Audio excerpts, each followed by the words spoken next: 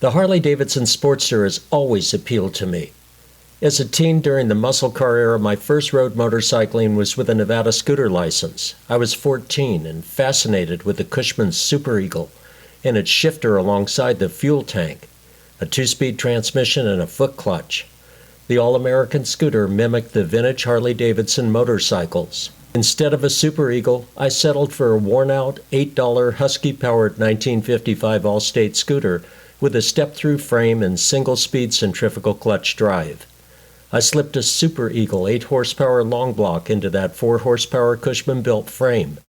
The original 1957 XL Sportster did something similar when it morphed in 1958 into an optional XLCH high-compression competition model that scorched drag strips and other bike racing venues across the U.S. Motorcyclists are always looking for more power. The Sportster, derived from the lighter-weight post-war K-model side-valve motorcycles, faced a formidable wave of European competition. British bikes came with decades of TT and scrambler racing heritage. Overhead valve single and parallel twin engines were more powerful than the 1952-56 K-model V-twin side-valve engine. All motorcycles of that period were air-cooled. The bigger Indian and Harley-Davidson post-war machines were carryover technology from the Depression era. Like an Oldsmobile or Buick automobile, the big V-twin hardtails and pending dual glide were heavy, requiring larger, high-torque engines. Familiar to pre-war riders, these hefty, non-unit construction motorcycles could not compete with the wave of British bikes available to new riders. Harley-Davidson tried to fend off the British challenge by encouraging the U.S. government to put a high tariff on England's motorcycles, an effort that failed. Harley-Davidson would have to build a competitive bike. Harley-Davidson's response was to take the unit construction K-model engine's rugged bottom end and build it into a 54 cubic inch 883cc overhead valve Ironhead V-twin. The new 1957 XL Sportster engine came to life in the lighter-weight K-model frame. At a solid 495 pounds, here was the American challenge to the nimble, race-tested British motorcycles. The unit construction 45-degree V-twin Sportster and Indian's ill-fated Scout parallel twin offered lighter, sportier frames and a higher power-to-weight ratio than traditional American touring models. This emerging American iron was in step with higher octane leaded fuel and the onset of the muscle car era. The original 1957 XL had a modest 7.5 to 1 compression. In 1958, the XLH and XLCH boasted 9 to 1 compression. Hotter camshafts in the XLCH bumped the horsepower from the original 42 to 55. A peanut fuel tank and less trim dropped the wet weight to 480 pounds. For many of us, the Sportster was like a Tri-5 Chevrolet or Corvette, an American muscle machine on 2 wheels. The 1958 XLCH claimed a top speed of 115 miles per hour, fast for any production motorcycle in that era. In contrast to the burgeoning size and weight of Panhead Hydroglide and the pending Dual Glide touring models, the Sportster quickly became a high-performance symbol. While Marlon Brando rode his personal Triumph Thunderbird 6T in the 1953 cult classic film The Wild One, from 1957 forward, Harley-Davidson Sportster became the iconic American-bred muscle bike. The 6T Triumph weighed 397 pounds wet, and the early V-twin Sportster tipped the scale at 495 pounds. Being a badass like Brando's character Johnny didn't require a 600-pound knucklehead or panhead bobber. A 1952 K-model Harley-Davidson would have fit well in the movie. Had it been available then, a Sportster XLCH would have been even better. By the late 60s, I had moved past a 55 Chevy Coupe to a 55 Ford F100 pickup and a Jeep CJ3A 4x4. The F-Truck underwent 2 major powertrain swaps during the 7 years I owned it. The Jeep got restored. As a truck mechanic and muscle-era motorhead, there was still room and a growing itch for a motorcycle. In 1971, I bought my first BSA, a 1969 441 Victor Special single-cylinder, high-compression thumper. The lightweight scrambler gave me a taste for both road and dirt riding. At the time, British bikes were dominating Daytona and other American road racing events. A production Ironhead 883cc or the emerging 1000cc Sportster could not match the British bike's handling and high-revving power. The Harley-Davidson XR750 race bike would change all that in the early 70s. Unfortunately, that race bike was never marketed in a street-legal version. A production XR1200 Evolution Sportster would appear 36 years later. In the 2008 to 2012 era, the advanced XR1200 and XR1200X could not gain wide acceptance. Harley-Davidson's marketing had created a die-hard following for big twin touring and theme bikes. Today, the unique XR1200 and XR1200X are trending toward collectibles with a new crop of sport motorcyclists. In 1972, I sidestepped buying a V-twin 883cc or the newly launched 1000cc street Sportster and opted for a flickable and quick 1969 BSA 650 Lightning Parallel Twin. A 1969 BSA 750 Rocket III followed 2 years later. By sheer coincidence, my 3 pre-owned BSAs were 1969 models. These bikes were affordable and fast, and they handled well. Though keenly into British motorcycles, I maintained an interest in Sportsters. In the mid-70s, while operating my independent motorcycle repair shop, I serviced a variety of British, Japanese, and Harley-Davidson bikes. 883cc and 1000cc Sportsters, Panhead 74s, a postwar knucklehead chopper, and a few 60s fully dressed shovelhead touring bikes came into the mix. Test riding Harley-Davidson V-twins after tuning or repairing them always drew a smile. The secret to Harley-Davidson's single crank pin 45-degree V-twin has always been torque, not horsepower. Having worked as a light and medium-duty truck mechanic, I understood the fundamental difference between a Harley-Davidson V-twin and a British parallel twin or triple engine. This was much like comparing a long-stroke, under-square, inline truck 6 to an over-square, small-block Chevrolet or Corvette V8. Though weightier than the Lightning twin, the 1969 XLH 883cc Sportster matched up with a triple-cylinder BSA Rocket III or Triumph Trident for both power and its wet weight. At 883 cc's, the V-twin did not rev as high, nor was its peak torque wrung out at higher RPM like the Rocket III or Triumph Trident. At the time, despite the emergence of Honda and other Japanese overhead camshaft parallel four-cylinder engines, the Harley-Davidson 45-degree V-twins and British bikes were still pushrod overhead valve designs. In that era, motorcycle engines were air-cooled or oil-to-air cooled. Suzuki and Honda would be the first to liquid-cool a modern motorcycle engine, years ahead of other manufacturers. Spoiled by the handling of British road bikes, my personal preference became a trim bike in the 400 to 500 dry pounds range. Worth mentioning, the street-legal BSA 441 Victor Special Scrambler was considerably lighter than this at 306 pounds. The Sportster's Ironhead unit engine transmission by itself weighs 204 pounds, and the XLCH 883cc and 1000cc Ironhead Sportsters tip the scale just over 500 pounds wet. In 1970, the BSA Rocket III's wet weight was a match for the Sportster. The motor company's V-twin XR750 race bikes quickly dominated flat-track racing. Attempts at road racing with the XR-TT were not as successful. Stretched for hill climbs, turned into streamliners for Bonneville speed trials, and used in the jumping feats of Evel Knievel, the XR750 worked. Since 1972, the XR750 V-twin has racked up more AMA Grand National Championships than any other bike in history. Worth noting, the stripped-down XR750, derived from the KR side valve flat-track racers, had no front brake. The rear brake was optional. This race bike weighs a mere 295 pounds dry, among the lightest V-twin bikes in Harley-Davidson history. The TT road racing version with brakes, a fairing, and a 6-gallon fuel tank had a dry weight of only 324 pounds.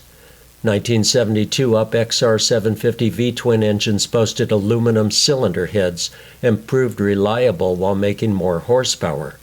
Pre-evolution production 883 and 1000cc Sportsters kept their iron heads through 1985, earning the nickname Ironhead. In the mid-70s, a federal 55 miles per hour speed limit went into effect. Nevada reluctantly transitioned from its renowned basic speed law on rural highways, essentially no speed restriction beyond driving safely for the road conditions, to a new crawl pace. Clear about the likelihood of speeding tickets, I promptly sold my BSA Rocket III. The bike would easily do 55 miles per hour in second gear. Like many other parents, I took a hiatus from road riding and focused on raising kids. Kids deserve attention, college educations, and occasional economic support into their young adulthood. Fortunately, my youngest son and fellow journalists encouraged dirt motorcycle riding. When Rick Super Hunky Simon moved from his editorship at Dirt Bike Magazine to Off-Road Magazine, where I wrote extensively, he brought with him his AMA District 37 #1 veteran plate laurels and a stable of mid-80s dirt test bikes. We rode together in the Mojave Desert. After a 2-decade layoff from road riding, I returned to road bikes in the 90s as a Harley-Davidson book author. My personal bikes at that time were mid-weight touring or semi-sport models. I owned 2 BMWs before trying a heavyweight Honda GL 1500 SE Goldwing. Floating along on the Goldwing was not my style. I pushed the pause button on road riding and refocused on my Honda XR 350R and XR 500R dirt enduro bikes. On dirt, I ultimately bridged the on- and off-road gap with a dual sport converted Honda XR 650R. Great off-pavement in its intended open desert enduro role and reasonably accommodating for shorter highway stints, the kickstart carbureted XR 650R is admirably versatile but somewhat limited. Realistically, dirt bikes with bona fide knobby tires make awkward road machines. For any motorcyclist living at the greater Reno, Lake Tahoe, and Sierra Nevada region, it's impossible to ignore highway riding. While my Honda XR 650R dual sport conversion can pull off a highway ride to a trailhead or the next town, the Big Red Pig is no rival for a purpose-built sport, supermoto, naked, or cruiser bike. With British and BMW motorcycles in my background, riding a touring bike always raises the weight issue. While the 1983 BMW R80 ST was no world beater for performance, the 1996 K1100 LT was a true sport touring machine with advancements like EFI and ABS, plus heated grips and a sculpted fairing that enabled winter riding. True to BMW engineering, the K1100 LT handled well despite tipping the scale at 595 pounds dry and 639 pounds wet. Beyond its portly weight, the liquid-cooled, 4-cylinder BMW touring bike made 100 horsepower and had a top speed of 130 miles per hour. By comparison, I rode big Harley-Davidson cruisers and touring models while writing and photographing my Harley-Davidson Evolution V-Twin Owner's Bible, a Bentley publisher's tribute to the Evolution models. The non-unit 1340cc Evolution engine impressed me for its performance, substantial reliability, and freedom from oil leaks. By many accounts, the Evolution V-Twin saved Harley-Davidson from extinction and is possibly its best air-cooled engine to date. The advanced Milwaukee 8 and Revolution engines have a lot to prove here. Beyond the engine, however, the behemoth big twin cruisers and touring bikes felt similar to the older panhead and shovelhead models I had worked on in the 70s. The Evolution-era Softail was ingenious, enabling Harley-Davidson to market retro-looking, simulated hardtail profile theme models that have a stable, moving rear suspension. Buyers flocked to retro-image factory Softail Springers, factory Choppers, and Heritage models. Big Twin 1984 to 1998 models and some Big Twins to 2000 were evolution powered. Beginning in 1999, the twin-cam 88 engines phased out the single-camshaft 1340cc or 80-inch V-twin found in Evolution Big Twin models. Fortunately, the Sportster kept its traditional 4-camshaft Evo V-twin through the 2021 models and into the 2022 XL883. The 4-camshaft design dates to the 1952 KR side valve engine. Although great for meandering smooth, well-graded highways and interstates, big touring bikes fall short of sport handling. By some stretch, Honda came close with its GL 1800 Goldwing. My itch for a traditional motorcycle can't be scratched by a 700 to 1,000 pound Harley-Davidson, Indian, or Honda touring motorcycle. A Honda GL 1500 SE was it for me. There's an even more practical reason for my avoiding big iron. I'm the one who services, repairs, overhauls, and restores my motorcycles. I began working as a professional light and medium-duty truck mechanic in 1968. Beyond warranty or recall work, I have never sublet a 2- or 4-wheeled vehicle to a shop. From a maintenance or repair standpoint, the overburden of stylized trim, expensive paint jobs to work around, and bulky stowage boxes make a big twin Harley-Davidson a challenge to service. I want readily serviceable, easily accessible engine, rear suspension, steering head, front fork, braking system, and electrical system. For service work, my motorcycle lift has a 1,000-pound capacity. That's plenty. I hold to a maximum 75% load limit, the same as when winching with a 4x4. In this case, that's 750 pounds. This weight can quickly rack up with the big cruiser or touring bikes.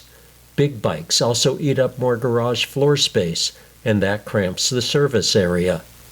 Also worth considering, the electronics and electrical requirements on newer bikes include display boards, fly-by-wire throttle, ABS, EFI components and sensors, emissions equipment, traction or stability control, and other handling overrides. Much of this can be challenging to diagnose, worse yet, to service. Typically, a vehicle's age determines the degree of service demands and the diagnostic equipment needed for troubleshooting. Lastly, and importantly, the cost of a motorcycle can get out of hand. Most new bikes depreciate like a rock. Yes, there are some models that hold or regain value over time if you have the patience and money to speculate. A 2008 to 2012 XR1200 or XR1200X would fit that category. Unless the climate and road conditions encourage commuting, a motorcycle is not a primary vehicle for most folks. We live in a seasonal high desert climate. There are summer days when it's blistering hot and too uncomfortable to ride. Winter blizzard, spring ice, and snow. Like many riders, my motorcycling becomes elective. This is another reason why I purchase pre-owned motorcycles. The Motorcycle Tech and Travel channel promotes realistic and relatable experiences. Given my acquired mechanical skills, tools, diagnostic equipment, and willingness to work on cars, trucks, and motorcycles, a pre-owned bike is practical. Through the channel's technical how-to videos, the goal is to empower subscribers to become more independent and self-sufficient. So the search is on for an Evolution-era pre-owned Sportster motorcycle. Choosing the right model year and features is foremost. In the episodes ahead, I'll break down how I make that choice and find the right bike. Serviceability and wet weight will be important. The model's age, engineering pluses and minuses, the reliability record, safety features, and parts availability will each be considered. Important to note, motorcycle manufacturers typically do not support older models. They're bent on selling new bikes. Parts availability can sometimes be a deal breaker. While it would be fun to restore a 1985 or older Ironhead Sportster, this would require a lot of time on eBay and elsewhere hunting for vintage parts. Weighing the options and trade-offs, I'll narrow down the right year range and models for my Evolution-era Sportster search. Next comes finding a suitable bike in the right condition. Looks or aesthetics play a large role with our motorcycle choices. Style and aftermarket accessories are subjective, so that remains your choice. Sportsters, like a Jeep, get personalized and to each his or her own. My head is always inside a machine's powertrain, chassis, and design intent. When it comes to safety, performance, and handling, function remains my primary concern. Motorcycle reliability is always key. Nobody wants to be stuck alongside the road. I will share model years and theme models that meet various criteria. Personalized style, color schemes, and accessories will always depend on your tastes. Before we start, let me be clear. The Sportster is not a gender bike. Both men and women have enjoyed the Sportster as a lightweight, more nimble Harley-Davidson performance motorcycle. If you need to justify your interest in a lighter and sportier Harley-Davidson model, turn to Cal Rayborn, Ray Pickrell, Jay Springsteen, Mark Brailsford, Mert Lawwell, Evel Knievel, Scott Parker, Chris Carr, and scores of others, with nerves as steel. Racers who have won Grand Nationals championships aboard KR and Sportster-derived XR750 and XR-TT race bikes. The more recent XR1200 and XR1200X bikes excel at XR1200 Vance & Hines AMA Pro Road Racing. Call it a trim cruiser bike, or in some forms a bona fide sport bike. Having ridden motorcycles for over 6 decades, a Sportster is not my beginner's bike, nor is it my gateway to a real Harley-Davidson that weighs 150 to 400 pounds more. Frankly, a production Sportster is already heavier than most modern sport bikes, and that's enough. At the channel, we support all riders and bikes. If you want or need an all-out, comfortable, interstate touring bike, by all means opt for a big twin model. There are many reasons to ride a bigger Harley-Davidson. However, if a lighter weight Harley-Davidson performance-rooted bike is your aim, there are select Sportster models that can readily meet those needs. Both newer and seasoned riders value the Sportster's blend of classic V-twin power in a proven cradle and swing arm frame. Short of a classic or collectible Harley-Davidson, the Evolution-powered Sportsters are my favorites among production models. Today, the right Evolution V-twin Sportster can be a roadworthy, reliable, and affordable pre-owned motorcycle. If an Evolution Sportster is on your radar screen, let's nail down the year and model that best suit your tastes and riding demands. There is no better time to buy. Prices are reasonable, and the selection is wide. Sportster models are tailored to niche interests, personal tastes, and riding styles. We'll look at available offerings from every angle. Once past selecting a year range, style, and acceptable mileage, I will share how to evaluate a pre-owned motorcycle. Ultimately, Evolution Sportster service and restorative work will be a feature at the channel. Mechanical how-to projects will focus on 1986 to 2022 Evolution Sportster needs, serving as many owners and riders as possible. So join us, subscribe to the channel, and get notifications on the latest Sportster coverage.